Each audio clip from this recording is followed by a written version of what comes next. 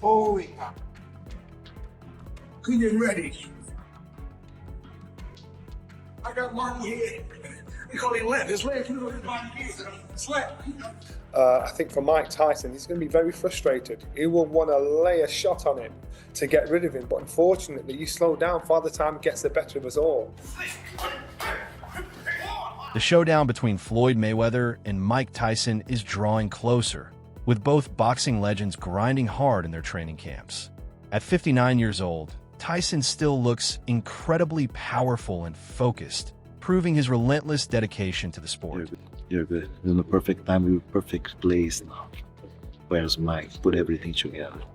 So mentally, physically, we're excited, man. Excited. If the fight was next Saturday, you will be ready for it. So we talk about Roy was 4 years ago. Today, Mike is much better than he was. Meanwhile, 48-year-old Floyd Mayweather Jr. continues to train with unwavering intensity, maintaining his signature speed, sharp skills, and pinpoint precision through strict discipline and focus.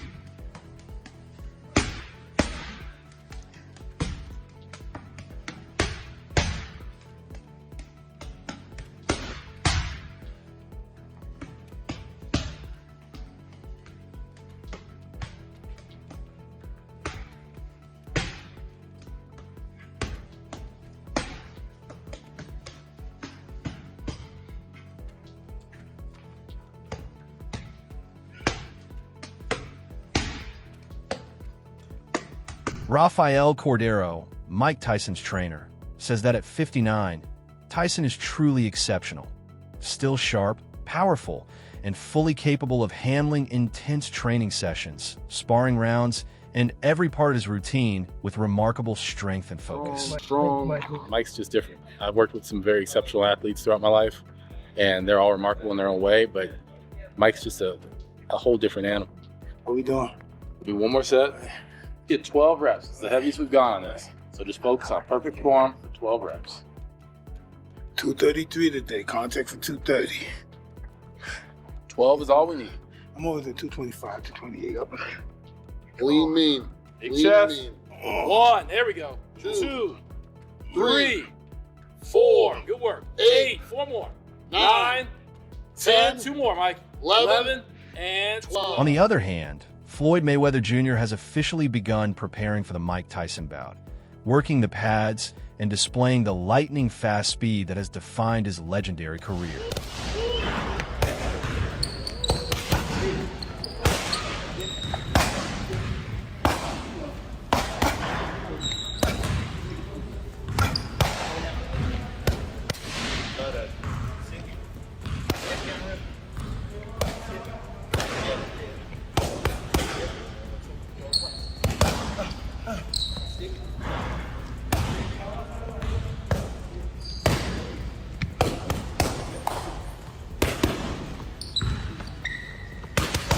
While the fight is generating major excitement, it has also sparked criticism.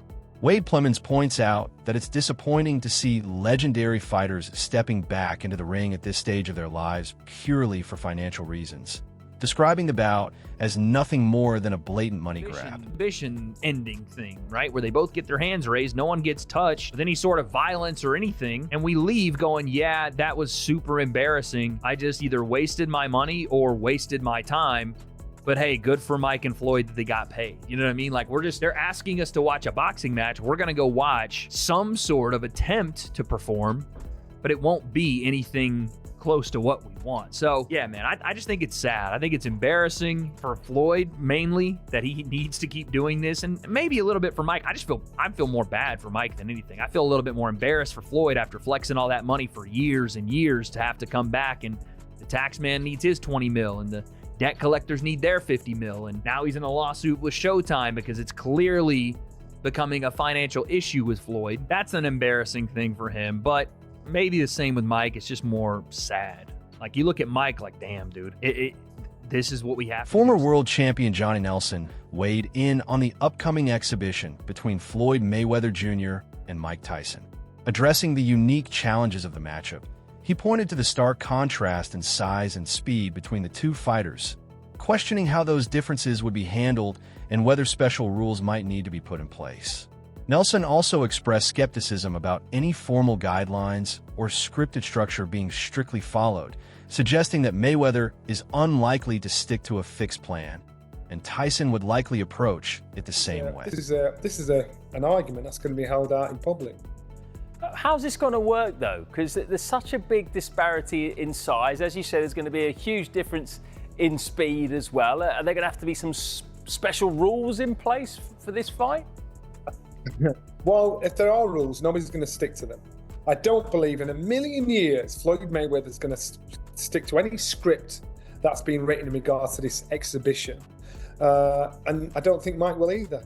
I don't think, if there's anything scripted, allegedly, they said with Mike and Jake Paul, I don't think whatever's written down, there's going to be anybody sticking to the rules, because this is beyond what we see on TV. This is beyond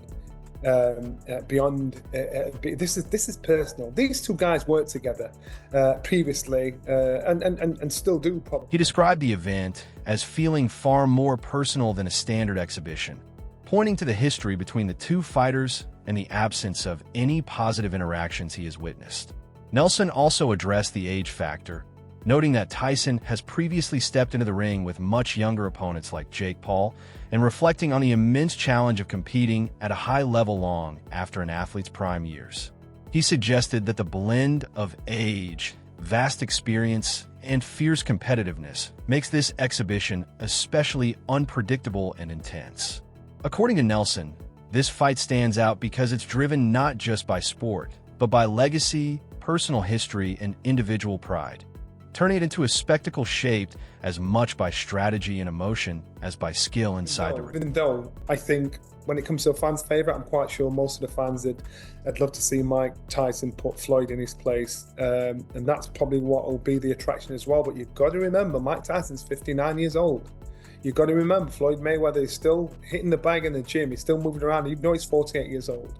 So you've got to remember that. So you're going to buy into it, no matter how disgusting you think this fight is, no matter what complaints you have about it, you're going to buy into it because you're going to see an argument played out in real life, real time. Yeah, but can you understand, though, why a lot of fight fans don't want to see this? They don't want to see two guys who are past their best, two great champions, go out and fight each other and maybe tarnish their career in some way. Completely. But you've got to remember, these guys are individuals, their fathers, their brothers, or whatever, and they still want to earn a massive chunk of money. Where's Mike Tyson? Whatever they're getting paid. Many observers, including commentators like Wade Plemons, have pointed to recent legal and financial developments involving Floyd Mayweather Jr. as a possible reason behind his decision to face Mike Tyson in another high-profile exhibition. Critics argue that the bout appears to be driven more by financial considerations than by competitive legacy. Mayweather has reportedly filed a significant lawsuit in California against Showtime Networks Incorporated and former Showtime Sports president Steven Espinoza, alleging involvement in a long-running financial scheme that left a substantial portion of his career earnings unaccounted for. According to the legal complaint, Mayweather claims that approximately $340 million from major events, including his blockbuster fights with Manny Pacquiao and Conor McGregor, was diverted into accounts outside his control, accompanied by misleading documentation and restricted access to financial records. The lawsuit includes allegations of breach of fiduciary duty, fraud, and unjust enrichment, with Mayweather seeking recovery of the disputed funds along with punitive damages. Some analysts believe that this ongoing legal battle, combined with his continued participation in lucrative exhibition bouts, suggests that financial pressures, rather than purely sporting ambition, may be influencing his decisions during retirement. It made no sense. It made no sense how he looked coming up to the Jake Paul fight. He had abs again, which was crazy at 58, turning 59, man. If I have a portion of that still left at that age, then fair play to him. But yeah, man, this is sad. I don't have really any other words other than just this is disappointing. It speaks to the real problem in single athlete sports and really all sports. If you're mismanaging your money, and listen, there's a lot of money in boxing right now. And there was a lot of money in boxing when Mike Tyson was great, and there was a lot of money in boxing when Floyd was great. But if you don't have the right people around you, if you have people you can't trust, and it shows how scummy this business has been for a very long time. The Don King robbery of Mike Tyson. Apparently, allegedly, Floyd is saying Showtime and Al Heyman have done the same to him. We'll see how true that is. But if you're out here mismanaging your money, or people are mismanaging and stealing your money. Meanwhile, others take a more understanding stance on exhibition bouts featuring veteran fighters. They argue that there's no shame in seeking financial opportunities later in life, especially for athletes who have devoted decades to their craft and earned the right to benefit from the legacies they built. From this perspective, an exhibition between icons like Mike Tyson and Floyd Mayweather Jr. isn't viewed as desperation, but rather as a smart and legitimate way to generate substantial income long after their peak competitive years. Supporters of this view also point out that longevity in professional sports comes with real challenges, including declining physical performance and the responsibility of maintaining long-term financial security after retirement. Their money. They're going to make a lot of money. Mike Tyson makes the money to give to his kids. Floyd makes the money to show us, right? Let them make their money. Why not? It's the exhibition style. They got history. They don't like each other. They are two of the biggest imposing figures in boxing history. Mike Tyson, Floyd Mayweather, and Muhammad Ali, right? So they're going to make a lot of money. A lot of people going to tune in, and they're going to watch it. They don't like each other.